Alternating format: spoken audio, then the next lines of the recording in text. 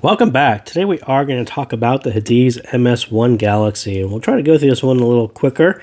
This one is another big V-shaped set, and as far as a entry-level set, this one is about $16. A set that someone might be buying their first IEM. I think that kind of signature actually works well. It's this very big, warm V shape. It tends to be kind of a pop music style set, and I think it does that quite well. It's got this crazy reflective faceplate that will drive you a little crazy after staring at it for a while. But this one is a one dynamic driver, and you can kind of see that guy sitting right there in the clear shell. So kind of a decent build quality. Again, like I said, for the cost, it looks about right. Cable, again, it looks about right for the price. Kind of a 2-core cable. Does the job. Not too much in the box, but let's kind of jump into it. And I will say, generally, in my opinion, what should a $15 set sound like?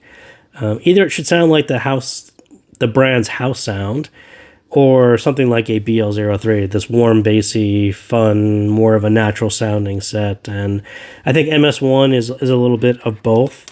Does it really need to be technically superior to another set? I think at $15, these entry-level sets, they don't really have to be technically better than something else. There's always going to be some gems. There's always going to be, a set that some brand puts out that says, I just want to get this in people's hands. It's something that we've been working on. It's really cool. We want to put in like KZ's Caster. I think that dual dynamic driver set, I think that was an example of that. I think CVJ's, that vibration driver that they had, I think those are two examples of, we're just going to put this out at a reasonable cost and let people give it a try, and we'll continue refining it as we go along.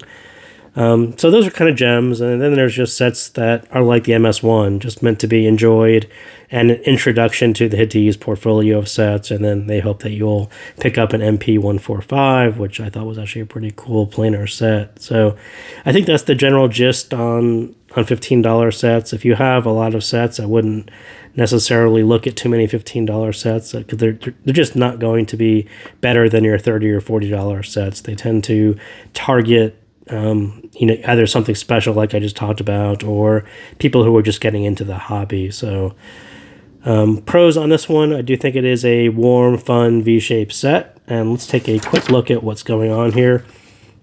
So as I said, if you're going to put out a $15 set that you just want to be general appealing, BL03 had a really nice general appealing. They sold millions of them.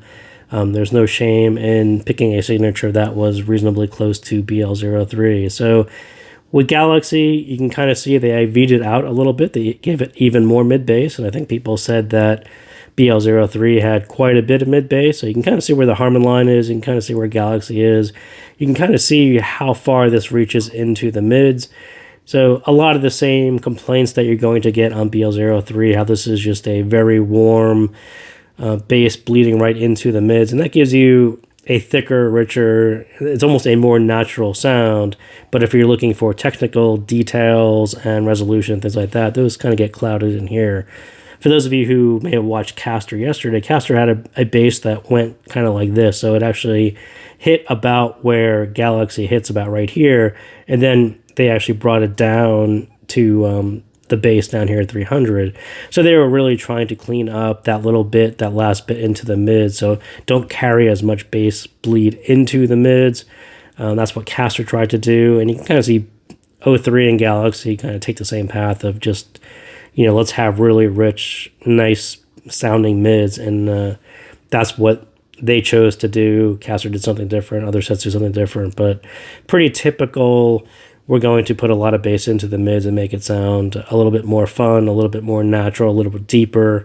That's what that does. And then up through the treble here, you can kind of see BL03 takes a more relaxed. So since they V'd out this a little bit more, they added a little bit more here, which makes more sense. I think I think both sets try to do the same thing. You want to have a nice mid bass here that sounds really fun and deep, and then just give you enough treble to balance this out, and so it doesn't sound too dark, but it doesn't sound fatiguing. So they add a little bit here, they add a little bit here. BL03 is a little bit less, a little bit less. So just a kind of a balancing act between the two, and that's how the two worked out. I think the big bump here on Galaxy, I think that's mostly my coupler. And the upper bit here, I think they probably should have brought it out just a little bit more, because they're putting a little bit more here. They really needed a little bit more here, out here as well. So we'll get into that in a minute, but that's kind of the gist of what I would say is going on. Just a warm, fun V-shaped set. Hits all the popular genres that you want at $15, and a very likable entry-level set that you can turn up and have some fun listening to your favorite tracks, right? That is a pretty big bass shelf. It'll be fun for you guys who like bass. You guys who are looking for super details in the mids, this one is not targeting you. Con size, on the cons, you know, folks with more than a few sets probably won't find anything new here. It's your typical one dynamic driver with a big V shape. The focus is on that likable sound like a BL03 than anything technical. You know, they basically said let there be warm bassy sound and no fatigue, and that's sort of what they hit. Very reminiscent of older dynamic drivers. It gets about 3/4 of it right, and then it needs that last quarter bit of extension to hit those critical notes. And that's what I'm saying. I think if you get rid of the coupler resonance here, I think this arcs off a little early. And this upper bit doesn't sound as airy as it could or should.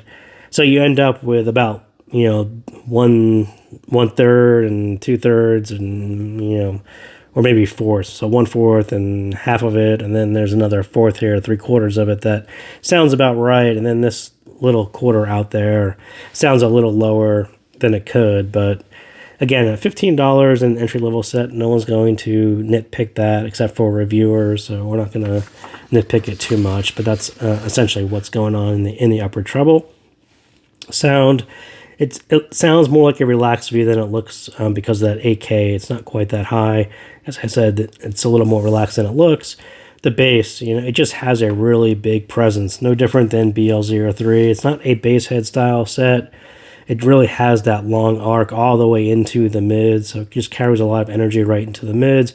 You end up with a thicker, fuller sound as opposed to maybe a bass headset, which has a lot more boom to it. This is kind of a more relaxed, thicker set like BL03. And at $15, you know, they really chose that right signature. If you can't win on technical details and resolution on your one dynamic driver, throw a lot of bass into it, and it really works well for pop music. And at $15, that's really what people want when they're buying their first set.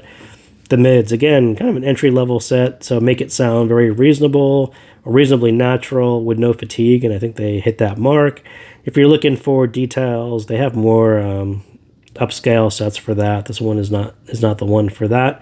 If you're looking for, the mids are really sandwiched between a good amount of bass and that relaxed upper treble, so it's not very dynamic, and that's kind of what I'm getting at again is you kind of get bass and this part kind of sounds okay, but to really hear, you know, some of the critical bits in music and instruments and notes that are out here and the dynamics that comes from the upper treble, you don't quite get that. I think it actually shows off. I think it's just rolled off a little bit more than it actually looks on the graph, or it's just really hard because you're hearing this in the way and too much of this. So either these are masking or this isn't enough. It's one of those two problems. But yeah, I wish that carried out a little bit further. Just not really enough upper treble to really shine through all that bass. And like I said, it's just a heavy bass presence on this guy. Treble wise, like I talked about, it's just really another attempt at setting that lower level just enough to get over the bass, right? You don't want too much treble to cause fatigue, especially at $15. People are buying their first set. They don't want to be fatigued. They don't want to have to return it because it's fatiguing them or giving them a headache. So set a level that just gets you right over the bass so it sounds balanced and it doesn't have the backing of that upper treble like I just talked about. So it sounds just a little bit flat if you have lots of other sets. And that's kind of why I said you're not really going to find anything new here if you have lots of other sets. It's something, a sound that's been around for quite a while without having a one dynamic driver, without a ton of air or treble extension, but sounds more relaxed than it looks due to that couple of resonance like I talked about. Stage, again, it's just not going to be an expanded stage without more upper treble, mostly in your head. at $15, people buying their first set, again, aren't going to notice it. The only people who are going to notice those things are reviewers.